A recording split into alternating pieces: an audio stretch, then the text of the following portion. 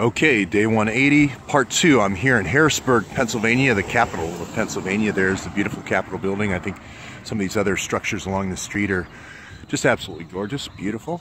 Churches and so forth, as well as other townhomes that have been turned into businesses. And then on the other side here, going down the street, is the beautiful Susquehanna River over there.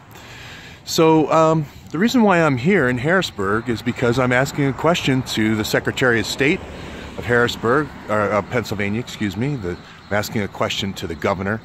I'm asking a question to the Attorney General. One of our NATO partners, Turkey, one of our best model partners for NATO in the Middle East, has called Fethullah Gulen's organization, the Golden Generation Savior, whatever he calls that thing in Saylorsburg, Pennsylvania. They've called it a terrorist organization. They have named Fethah's organization, FETO, as a terrorist organization. They directly blame them for trying to overthrow a foreign government through Hillary Clinton, directly asking for the extradition of Fethullah Gulen. So that paperwork currently sits on Russ Tillerson's desk. My question to the Attorney General and the Secretary of State and the Governor is, what kind of inquiries have you asked for? Have you asked for an accounting for their tax-exempt status, where they're getting their money from? There's accusations by a foreign president that it's drug money, that the money is in Malaysia and in bank accounts in Malaysia. On what basis do they have a tax-exempt status? Have they looked and seen how the money is allocated and their past practices in using state money to reward their own contractors and fraud involved in those contracting organizations? Just a question.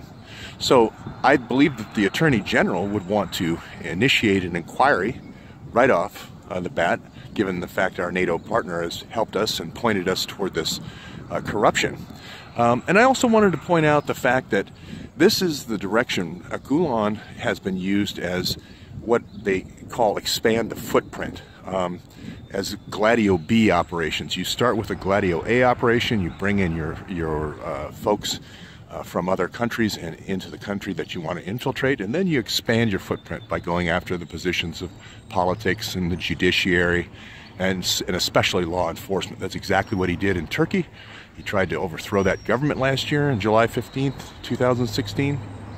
So again, I think we should listen to our NATO partners and respect what the intelligence they're giving us. The same thing happened with the Tsarnaevs, where Russia warned us that the Tsarnaevs were a danger before the Boston bombing. So we now have this warning. We know that the Gulen organization is an expand the footprint, kind of a Gladio B type operation in 140 different countries.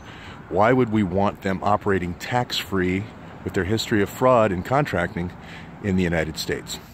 So that's my question. Again, retail pain clinics and imaging, MRI imaging clinics, freestanding clinics, are the tools of soft jihad. We already know that. So that's been told to us in many different countries that Fethullah Gulen has infiltrated. So that's all for now from beautiful Harrisburg, Pennsylvania.